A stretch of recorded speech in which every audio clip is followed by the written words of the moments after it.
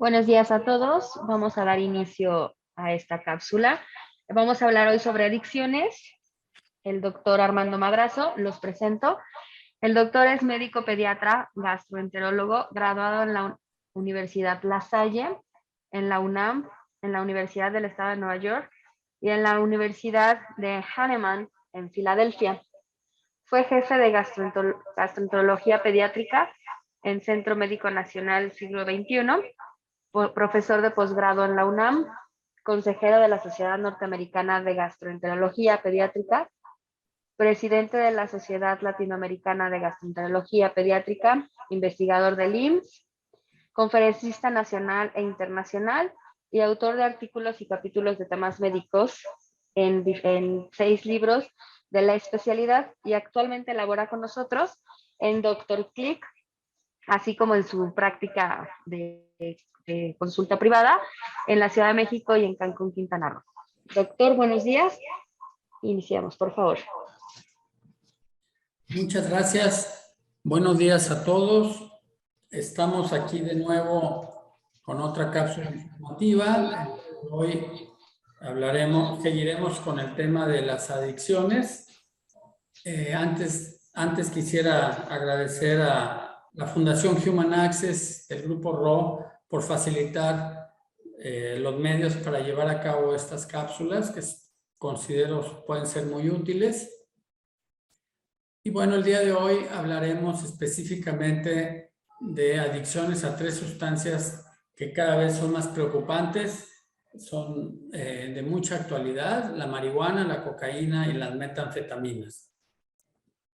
Les quiero mostrar la situación del consumo de drogas en México. Esto es a través de las encuestas realizadas en los años 2002, 2008, 2011 y 2016 en la población entre 12 y 65 años de edad. Y como podemos ver en el lado izquierdo tenemos el grupo de barras hablando de cualquier droga con una tendencia a la alza. En el 2016, que fue el último año registrado, es el consumo mayor, y el mismo patrón ocurre para específicamente marihuana, para cocaína, para drogas alucinógenas, para drogas inhalables y para anfetaminas. Bueno, vamos a empezar hablando de la marihuana, la cual también le podemos llamar cannabis, hierba, mota o droga, y se refiere a las flores, a las hojas, a los tallos y a las semillas secas de la planta del cannabis. Este cannabis tiene diferentes sustancias.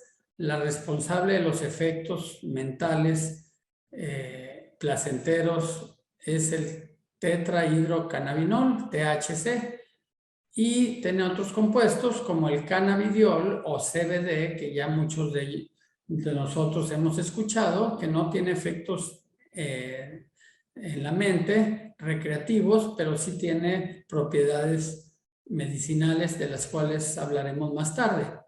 La marihuana se puede consumir de diferentes maneras. Ustedes conocen los famosos porros o churros. También puede haber romos, que son como puros, más anchos, más largos, de mayor cantidad, o los bongs, que son las pipas. También dispositivos electrónicos se pueden usar para consumirla, el vapeo famoso, o en alimentos o bebidas. Y también tenemos otro sistema, que es el de combinar extractos del cannabis con concentrados aceitosos, y esto resulta en una mayor concentración del THC. El 30% de las personas que consumen algún derivado del cannabis desarrolla una dependencia o un uso problemático a esta sustancia. 30%. Las personas que comienzan antes de los 18 años tienen entre 4 y 7 veces más probabilidades de volverse adictos cuando llegan a la edad adulta. Y estas personas con la adicción van experimentando cambios como irritabilidad, dificultades para dormir, inquietud, ansiedad. O sea, no todo es placer, y sobre todo a largo plazo. También afectan las funciones mentales como la memoria, el aprendizaje y el control de los impulsos. En Nueva Zelanda se hizo un reporte en el que se estudió a los adolescentes que fumaban frecuentemente marihuana y en la edad adulta, en un seguimiento, se encontró que su coeficiente intelectual disminuía entre 6 y 8 puntos de manera irreversible. Y bueno, hablábamos de los alimentos en donde se pueden mezclar los extractos de marihuana. Estos tienen mayor riesgo porque la dosificación no está controlada y puede haber intoxicación o envenenamiento. Y peor en los niños, que muchas veces con la tentación de comer golosinas como las gomitas, que son una manera de mezclarlos, o los brownies, pastelillos de chocolate, también es una manera común de mezclarlos. Ellos accidentalmente pueden ingerirlos y sufrir consecuencias graves. Bueno, el consumo de la marihuana nos lleva a trastornos en el estado de ánimo, ansiedad, hasta trastornos psicóticos y funciones que ya habíamos hablado ya de nivel superior en la mente, como la memoria, la atención, la asunción de los riesgos. En los adolescentes les quita la motivación para sus actividades cotidianas, como el estudio, las relaciones sociales, se vuelven apáticos. Y algunas personas desarrollan lo que llamamos tolerancia, que quiere decir necesitamos más dosis de marihuana para obtener los mismos resultados, estos placenteros de euforia o lo que llaman los muchachos el high famoso. Y con el tiempo, la oferta de marihuana se ha visto que ha aumentado la cantidad de tetrahidrocannabinol, la sustancia responsable de los efectos placenteros, y se habla de que del 9% pasó al 17% entre el 2008 y el año 2017. ¿Y qué trastornos puede ocurrir a largo plazo por el consumo de marihuana? Pues 3 de cada pacientes, de cada personas adictas lo sufren, y estos son, de nuevo, problemas de memoria, aprendizaje, atención, toma de decisiones, de coordinación, de emociones, el tiempo de reacción. Y estos efectos aumentan cuando se inicia en la edad de la niñez o la adolescencia el consumo. La marihuana puede hacer que la frecuencia cardíaca aumente, también la presión arterial, accidentes de cerebrovasculares como hemorragias cerebrales, enfermedades cardíacas, enfermedades vasculares. Y bueno, también es importante considerar que la marihuana, al igual que el alcohol, tiene efectos negativos en destrezas como conducir vehículos de manera segura. Fumar marihuana, independientemente cuál sea la vía, ocasiona daño a los tejidos pulmonares, cicatrización y daño en los vasos sanguíneos, también de manera irreversible. Nos produce ansiedad, depresión y esquizofrenia. Esquizofrenia es esta enfermedad mental en donde vemos u oímos cosas que no son reales. Hablábamos de que también la marihuana puede tener beneficios medicinales, y esto está relacionado al CBD, como hablábamos en el inicio.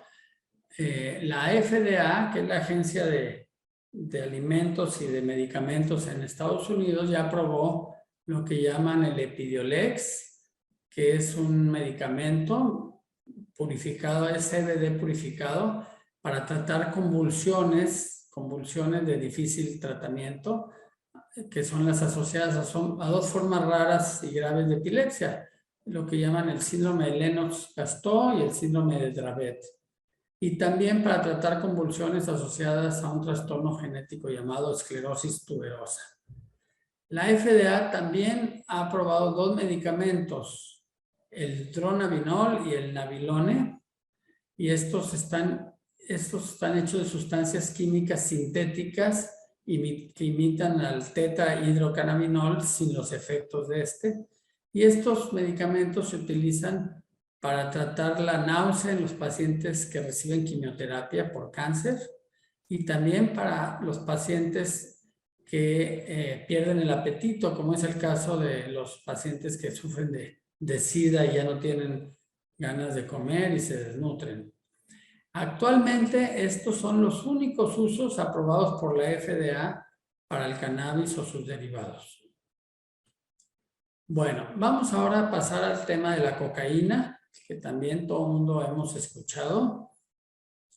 La cocaína es una sustancia psicoactiva muy adictiva que se extrae del arbusto de la coca del género Erythroxylum. Tiene un poder afectivo muy alto. Se estima que el 21% de la gente que la prueba, estamos hablando de la primera vez, 21% de los que la prueban por primera vez se vuelven dependientes en algún momento de su vida. La cocaína suele consumirse de dos maneras distintas. La sal, este polvo blanco que nosotros hemos visto en las películas, que se puede consumir de manera inhalada o inyectada, y los cristales de cocaína, o lo que llaman base, que han sido procesados con bicarbonato sódico o amoníaco para poder fumarse posteriormente. Y las principales vías de administración de la cocaína son la oral, la nasal, intravenosa y pulmonar, fumada. La cocaína lo que hace en el cerebro es que actúa en el sistema dopaminérgico, que es el sistema que está asociado a la recompensa, a la motivación, a la memoria.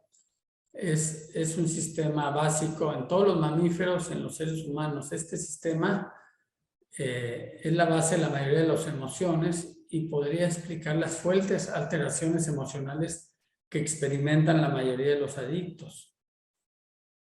También la cocaína con frecuencia se consume al mismo tiempo que el alcohol, provocando la formación de un metabolito llamado cocaetileno, que dura más en el cuerpo, tiene una vida más larga que la cocaína por sí sola y posee potentes efectos estimulantes tóxicos. Actualmente, el 61% de los pacientes en tratamiento de adicción de cocaína son adictos a esta combinación de sustancias, al cocaetileno. En Estados Unidos se han llevado a cabo encuestas nacionales de salud y consumo de drogas. En esta relacionada a la cocaína, la primera pregunta fue ¿cuántas personas consumían cocaína en un momento dado? Y en mayores de 12 años, en el 2020, en el curso de todo el 2020, el 1.9%, que son aproximadamente 5.2 millones de personas en los Estados Unidos. ¿Y cuántos estudiantes jóvenes consumen cocaína? En el 2021, aproximadamente el 0.2% de los estudiantes en el 8º grado, que es el equivalente al segundo año de secundaria. El 0.6% de los del 10º grado, que es el primero de preparatoria de México, y el 1.2% de los de 12º grado, que es el último año de preparatoria. La siguiente pregunta, ¿cuántas personas sufren de un trastorno por consumo de cocaína? O sea, ya los efectos a largo plazo irreversibles. Bueno, pues en personas mayores de 12 años, en un año, 2020, fue alrededor del 0.5%, que equivale a 1.3 millones de personas.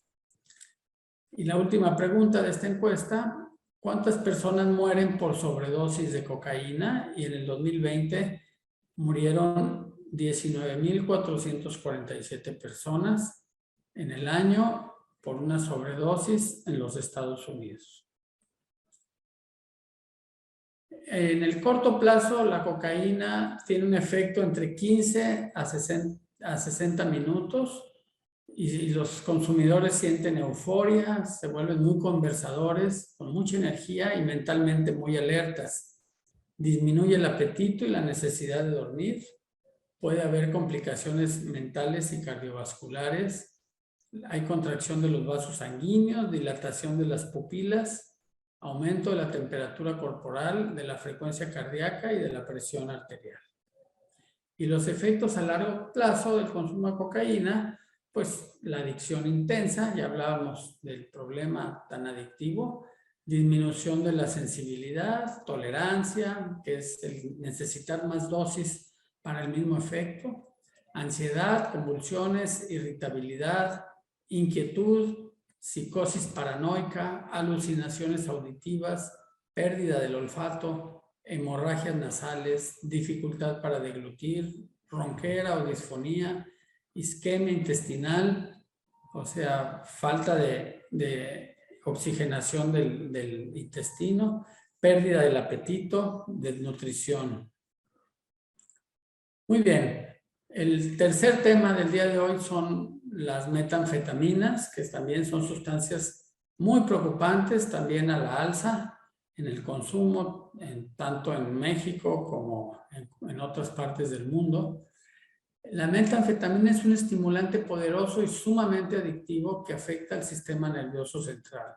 Es un polvo blanco cristalino inodoro y de sabor amargo que se disuelve fácilmente en agua o en alcohol. La metanfetamina se creó ya hace más de un siglo, a principios del siglo XX, a partir de la droga original que es la anfetamina, que originalmente esta anfetamina se utilizaba para descongestionar la nariz y inhaladores bronquiales. Al igual que la anfetamina, las metanfetaminas causan un aumento en la actividad y la locuacidad, disminuye el apetito y genera una sensación placentera de bienestar y euforia. Y en el campo medicinal puede estar indicada para tratar el trastorno por déficit de atención e hiperactividad, TDAH, y como un componente a largo plazo, a corto plazo para tratamientos para adelgazar. Esto se usaba mucho hace 30, 40 años, recuerdo muy bien. Las metanfetaminas se presentan en varias formas que se pueden fumar, aspirar, inyectar o ingerir.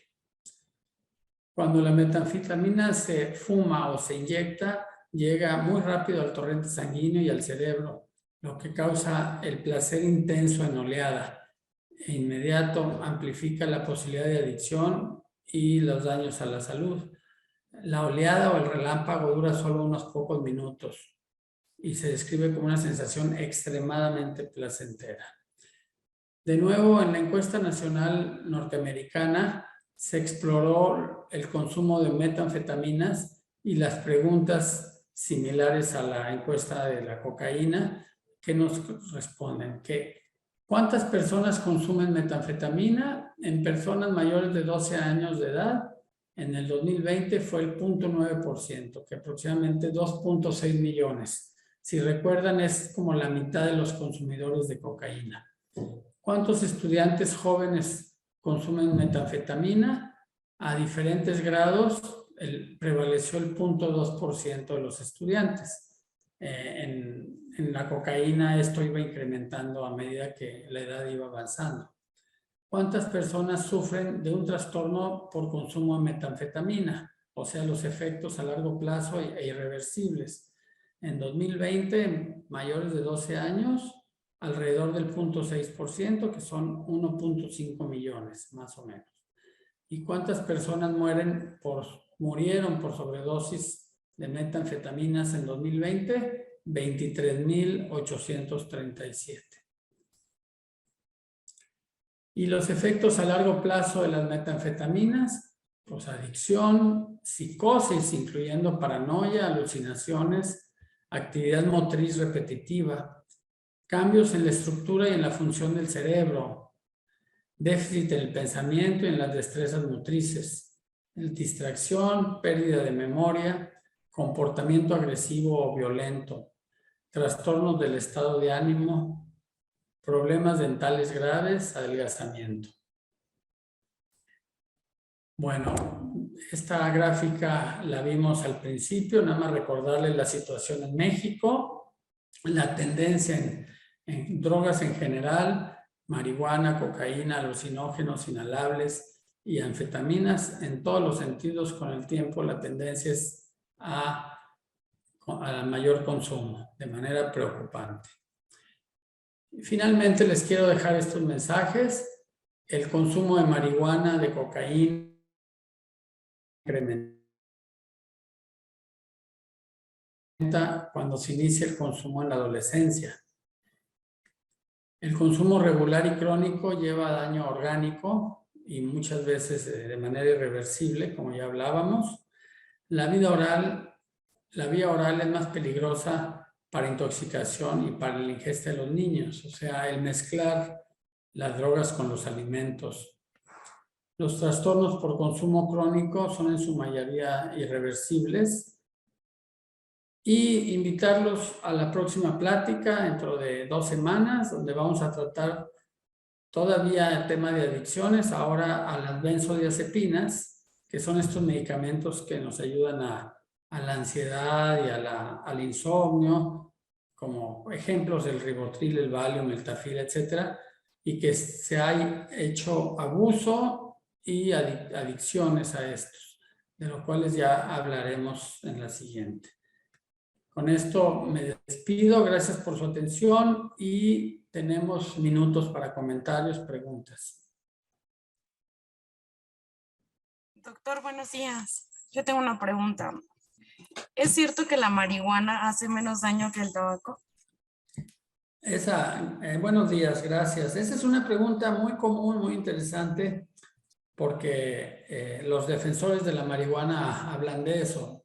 Ya hace 3 semanas hablamos de los problemas del tabaquismo y por supuesto que el tabaco es muy, muy dañino. Aquí, para responder esto, habría que considerar cuál es el consumo de la cantidad del tabaco y la cantidad de la marihuana, por supuesto.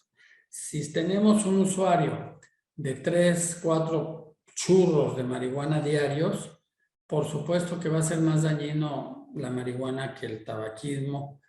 Pero de nuevo, si el tabaquismo ocurre 20 cigarros diarios y la marihuana un churro a la semana, pues por supuesto que es más dañino el tabaco. Entonces mucho está en relación de las cantidades. Ahora, de un cigarro a un cigarro, digamos, es más dañino la marihuana sin lugar a dudas. No sé si esto responda. Sí, muchas gracias, doctor. ¿Alguien más quiere preguntar? Sí, doctor, yo tengo una pregunta. ¿El consumo frecuente del CBD causa alguna alteración al sistema o algo así a largo plazo? Del CBD, o sea, la parte medicinal de la marihuana. Sí. Bueno, no que esté registrado. Esto es ciencia nueva. Estamos hablando de los últimos 10 años. Aparentemente no trae ningún efecto, aparentemente, y sí tiene efectos medicinales, sobre todo en las convulsiones, en los pacientes de difícil control con crisis convulsivas, como los ejemplos que mencioné. El que traiga efectos a largo plazo, yo creo que el tiempo nos los va a ir diciendo, pero hasta ahorita no lo hay. Gracias, doctor. ¿Alguien más? ¿Alguien más quiere hacer alguna pregunta o alguna opinión? Bueno, hola, ¿cómo están? Soy Alejandro Peniche, mucho gusto, ¿cómo están todos?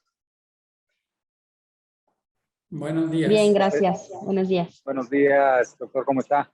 Doctor, Bien, para mí es gracias. importante estar acá. Muchas gracias. No sé si había la cámara también, pero no tengo ningún problema ahí que me vean todo el mundo. Soy Alejandro Peniche, soy gerente comercial de la Ciudad de México del grupo.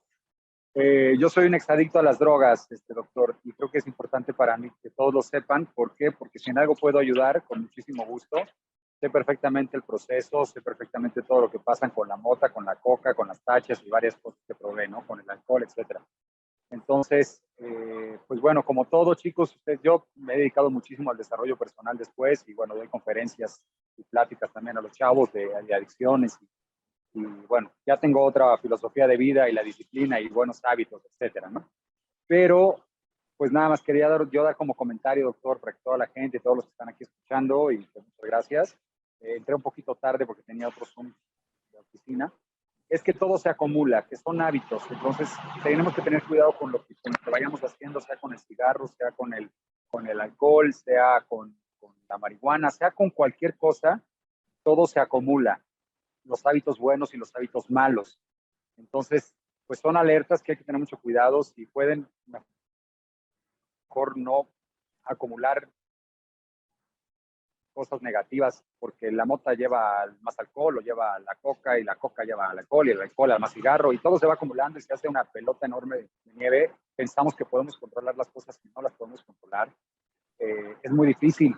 Habrá mentes que sí, yo no tuve no tuve esa mentalidad tan de poder controlar hasta que caí como en el oscurantismo que le llamo yo, doctor, como 4 años. Obviamente perdí relaciones, perdí físico, perdí trabajo, perdí el dinero que tenía. Bueno, perdí muchas cosas, ¿no? Y lo peor es que perdí 4 años de mi vida, más o menos, que podían haber sido de gran brillantez. Me refiero a lo que implica la atmósfera. Y los perdí por caer en la adicción.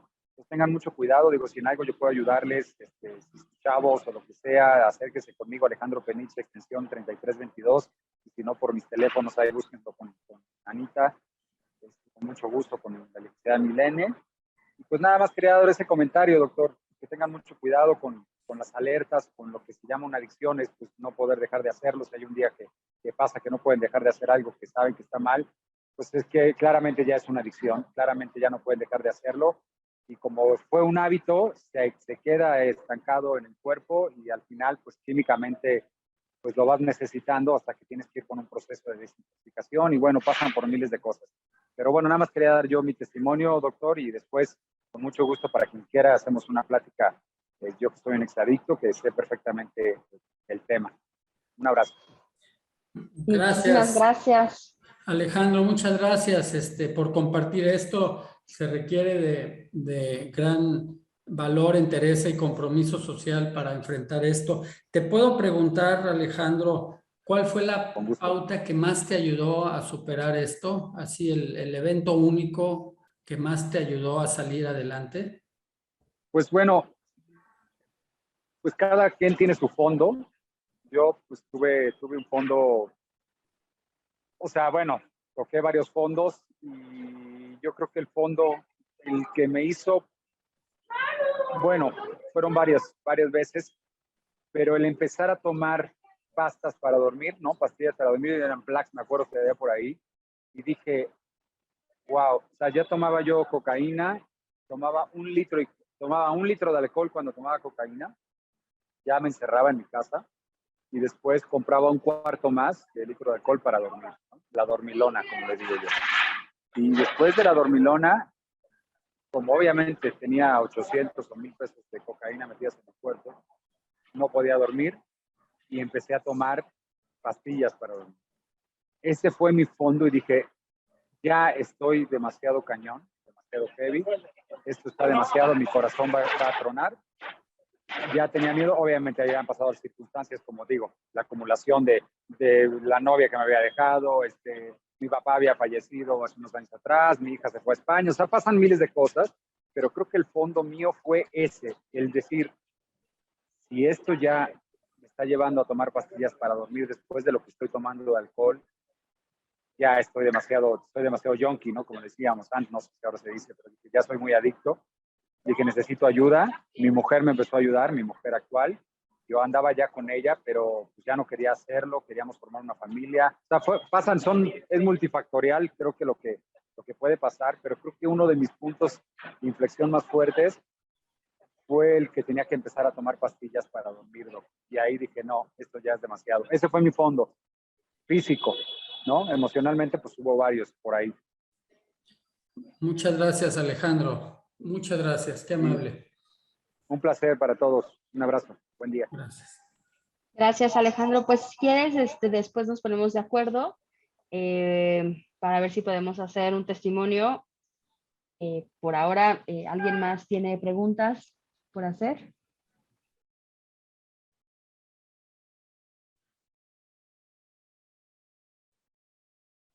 ¿Alguien más quiere participar? Y yo. Adelante. Adelante. Buenos días. Buenos Yo días. tengo una pregunta. Por lo que platicó, entonces si llego a consumir marihuana una vez, ¿hay altas probabilidades de que me pueda hacer adicta? Parece que la marihuana no es tan adictiva como las otras sustancias de las que hablamos. La cocaína, de manera impresionante, la estadística dice que ante el primer contacto ya uno de cada 5 personas continúa consumiéndola. La marihuana no. Yo he oído testimonios de muchas personas que han probado la marihuana una vez y tuvieron malas experiencias. No, yo no tengo la experiencia personal, pero tengo entendido que no, que la marihuana no es tan adictiva ante un primer contacto, ¿sí? Es la costumbre lo que va haciendo ya la necesidad. Ok, doctor, muchas gracias. ¿Alguien más quiere participar? Yo tengo una pregunta. Si los consumos de drogas están incrementando, entonces, ¿qué debemos hacer como sociedad para detener esto? Gracias, esto es muy importante. Bueno, obviamente los expertos en salud pública deben de tener estrategias. No sé si han notado que en los medios de comunicación cada vez se habla más de proteger a los muchachos contra el contacto de las drogas. Yo creo que la educación es la respuesta. Por supuesto que la pura educación no es suficiente porque ustedes dicen, bueno, nosotros damos el ejemplo en casa y mandamos a nuestros hijos a un buen plantel educativo y ahí en el plantel educativo es donde están las drogas disponibles. Pero la parte familiar, el mantener una dinámica familiar adecuada, un núcleo familiar, estar pendientes, aunque estemos en la Ciudad de México con mucho trabajo, muchos horarios de trabajo difíciles, etcétera, podemos estar muy pendientes de nuestros hijos, los medios de comunicación ya nos los facilitan. Y yo creo que una familia amorosa, una familia nuclear, una familia integrada va a defender mucho a los hijos de caer en el consumo de estas sustancias. Entonces, mi respuesta, sin ser un experto en el área, sería la educación y el ambiente familiar sano. Es lo que más podemos hacer. ¿Alguien más quiere preguntar algo? Sí, buenas tardes, doctor. Si la marihuana recreativa va a ser legal en México, ¿qué futuro podría esperar a las nuevas y próximas generaciones? Bueno, esto tiene un ángulo muy amplio. Gracias por la pregunta, es muy buena. Yo me quiero imaginar que va a suceder el mismo fenómeno que ocurrió con el alcohol, cuando el alcohol estaba prohibido y el contrabando y todo el crimen alrededor de él, y de repente se legaliza, se vuelve normal, los niños crecen viendo a los adultos consumiéndolo, y de nuevo, lo que yo espero que ocurra es que el crimen disminuya. Eso no sé si sea una utopía, pero yo espero que el crimen por el tráfico de marihuana disminuya, y por otro lado que los jóvenes se culturalicen respecto al uso de la marihuana. Entonces, pues sí, los jóvenes consumen alcohol de manera ilegal porque se supone que menores de 18 años no deben de consumir, no deben de comprarlo, ni el tabaco tampoco. Entonces la marihuana es un producto más que se va a integrar a esa batería de productos que tienen afecciones a la salud, que son recreativos, que con el uso moderado, puede volverse algo positivo, pero que puede traer mucho daño ante el mal uso de ellos. Entonces, esto es especular hacia el futuro, pero yo creo que vamos por ahí. Nuestros muchachos ya ven la marihuana muy natural, en todos lados percibimos el olor a marihuana, donde sea, en los parques, en los centros comerciales, en la calle. Yo cada rato estoy percibiendo el aroma a marihuana. Entonces está siendo algo muy común y de nuevo pues hay que proteger a nuestros jóvenes para que tengan ellos la fuerza emocional suficiente y no caer en estas situaciones. ¿Alguien más quiere comentar o preguntar? No, bueno, pues muchísimas gracias, doctor. Como siempre, una cápsula más con mucha información muy interesante. Estamos en la tercera edición, que será la próxima semana, perdónenme, será el 4 de mayo a las 11 de la mañana. Los esperamos para cerrar esta trilogía de cápsulas sobre adicciones. ¿Nos repite, doctor, qué es lo que vamos a ver en la siguiente edición? Vamos a platicar sobre el uso, abuso y adicciones de algunos medicamentos que son un verdadero problema en la sociedad actualmente. Muchísimas gracias, doctor. Pues si no tienen alguna otra pregunta, les agradecemos el haber estado aquí con nosotros en esta edición, más de la cápsula informativa médica. Muchísimas gracias. Buenas tardes. Hasta luego, doctor. Gracias, Rosy. Gracias, doctor. Buenas Hasta tardes. luego. Hasta luego. Gracias.